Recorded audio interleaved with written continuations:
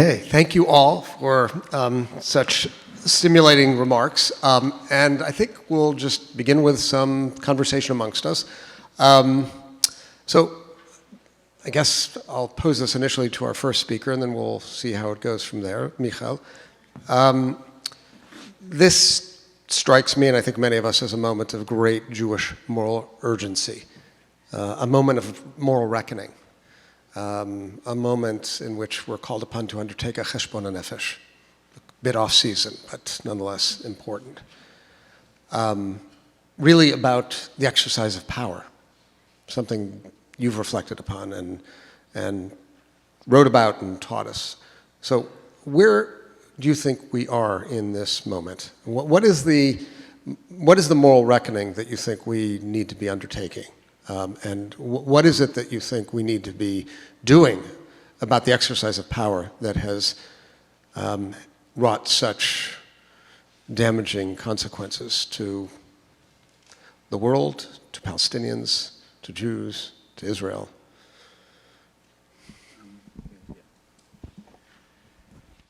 I mean, that's the central question, and it's a question which, there's never a bad time for cheshbon nefesh, and now is especially, it's especially apt.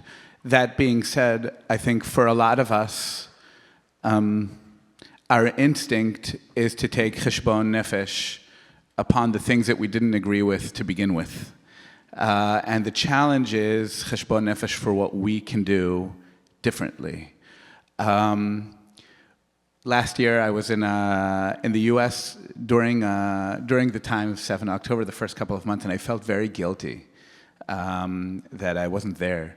And I called a friend of mine who was a journalist, and I was telling him that I feel guilty, and he said, it's actually easy this time. You're not guilty. We know who's guilty on all sides. And I think over time I realized that the guilt or the frustration is the question of response and not the question of taking blame. And if we stick to the question of trying to identify the fault lines of the right, and for the religious right, we're actually not committing what we should be doing, which is building and growing an alternative. And in that regard, I actually think this is a time that could be a time of deep awakening, and the challenge is not only to leave it in these really, really significant and important conversations, but how do we actually build structures and institutions who are able to counter? I'm tired of being that one guy or the two people, in the back of shul, frustrated. The question is, I think, how do we make sure that there's rabbinic leadership, that there's school systems, that there are people who know how to speak this language and who know how to educate within this language, and I think that's where the moral reckoning should be. How do we actually think about the structured and institution building of the other side? Right. The organizer in you returns, right? Yes. So an idea, but we have to build upon it and create a structure. Yes. Always an activist, right. I know. Okay, Sophia, I'm interested in your thoughts on this question, the moral reckoning that. Sure, I have two thoughts. As I think the youngest person on this panel, I think what's been particularly hard this year for me is feeling a lack of leadership to look up to on this conversation. I know a lot of us here in the younger crowd, we've been struggling to find teachers and rabbis who can model this for us and provide alternatives, and we've had to really look to each other. And luckily there's a lot of really brilliant, thoughtful people who are coming up, but it has been very difficult to not feel like we had people we could look up to in this regard. So I guess one question of moral reckoning is for people who have been leaders for decades at this point to wonder what exactly might be holding one back. It's a difficult Jewish professional world out there, but it has been meaningful to find behind closed doors people saying certain things, but seeing it in public I think would be quite different. So that's one point.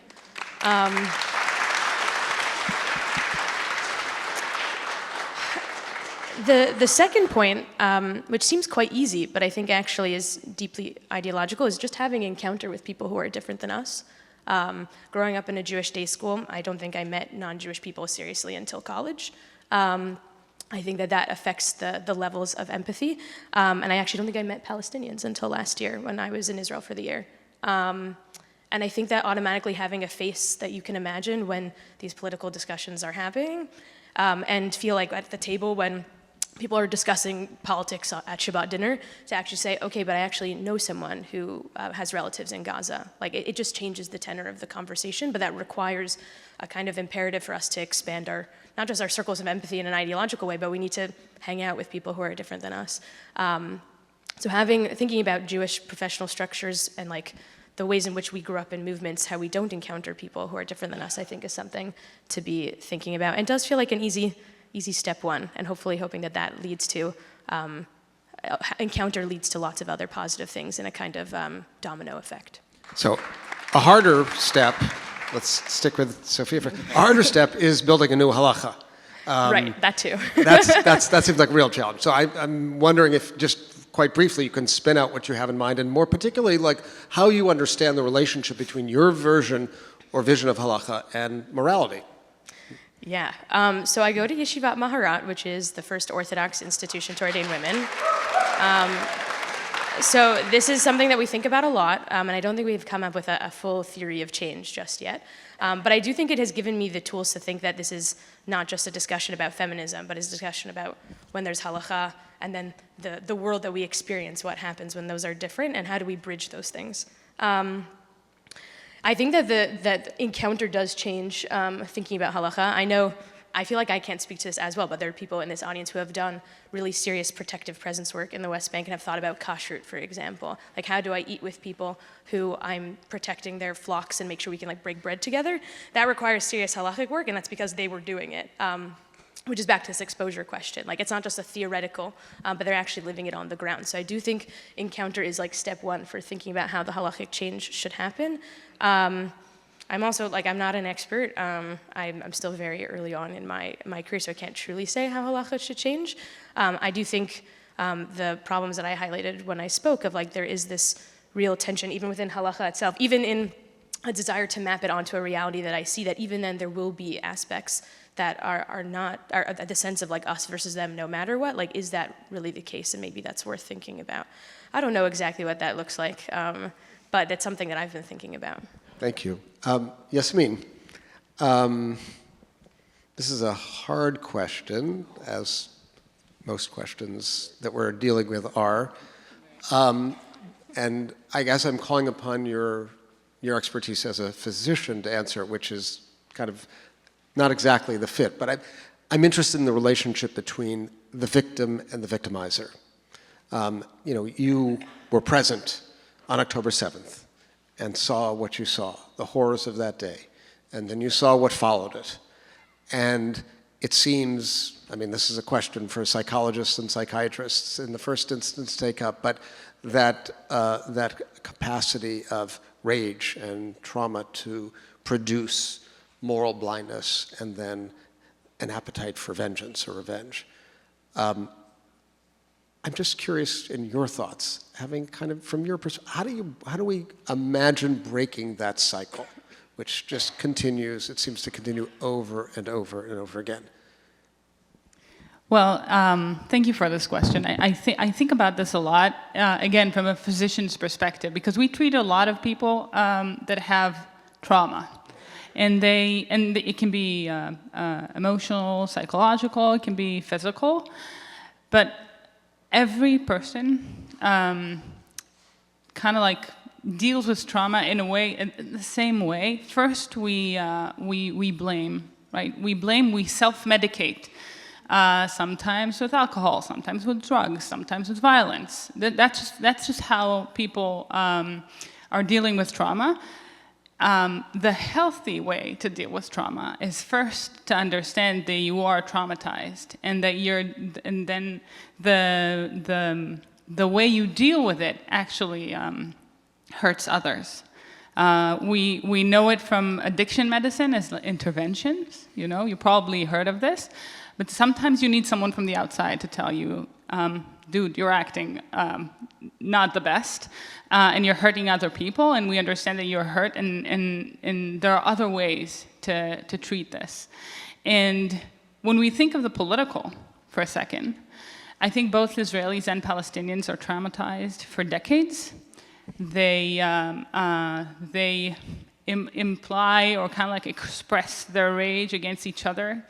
Sometimes some Palestinians will say, we are paying the price of the Germans' blame, or what happened in Europe, or the world that went against the Jewish people, and we are paying the price for it. And you would hear Jewish people traumatized by the bus bombings and by October 7th saying there's no partner in the other side, and the only way forward is with violence. But honestly, this is because this is the only thing we know. That's our self-medication. We use violence. And we know now for almost 100 years that this is not working. Like alcohol is not working, like drugs are not working. We need to figure out a better pathway. And a better pathway is first recognize your own trauma, recognize the trauma that you're causing others, talking about this from a place of equality. And like we are equal. We've caused terrible things to each other. I have to say, with this caveat of this conflict is not symmetric. There's a people with power, and there's people. Thank you. Well, there's an oppressor and an oppressed, so we should acknowledge this. But we have to talk about these things, and we have to break the cycle of occupation, of oppression. It is okay to say you're sorry. It is even welcomed. And this is the only way we can start healing. Thank you. I think we, alas, have time for a final question, Nama, and then we are going to open up for your questions and comments. In the last 10 minutes, we, alas, have to conclude this session at 1 o'clock sharp. So, Nama, you seem, from your last remarks, to hold out the hope in a different kind of Zionism. Right? A Zionism other than that which is currently in power. A left Zionism, yeah. A left Zionism. So can you tell us what is the source of your optimism, and what does that look like to you? I'm a lefty, of course I'm optimistic. I mean, do we have another choice? I'm also a Jew, so, all of this together make us very optimistic. But also I can see that, to be here, it's very emotional to me, because I can see that we are not alone. Most of the time in Israel, we are, in the most big, and hard protest and fight against the worst government we can ever imagine. This extremist path, from both sides. We talked about it before.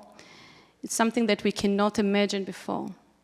And when I'm coming here, I can see that we are definitely not alone, and that we are the first straight and forced, and we can achieve our goal to have the Israel that we dream on. And that country can only exist if we're going to bring peace and security together. It can never happen in a different way. The attack on our democracy is happening because of the conflict, in the name of the conflict, and everything that happened. And the only way that we can achieve a true security and equality, and the Israel that we establish and want to rebuild again, is to resolve the conflict and to bring a true peace to the area, to the land, to the two people together. And I truly believe that we are arrived this moment, even though it seems like so far away. But everything that combines together with, with the hostages and the war and the soldiers and everything inside of Israel and the attack of the democracy, bringing us to the very specific point that we have to recognize. We have to resolve this issue eventually. We have to put aside the nationalism, the extremists, the Kahanism, all of that grows under this conflict. So I have a huge hope in my heart, because I can see that most of the majority in Israel are reacting and see what happens. And you can see by the polls, you know, and you can see by the people, you know, stand out, by the protest. You can see by everything that the majority in Israel are willing to do an effort, are understanding what's happening. So, you know, my optimism is also by the reality. And the reality is that there is hope, and we don't have any other option but winning this battle. Thank you.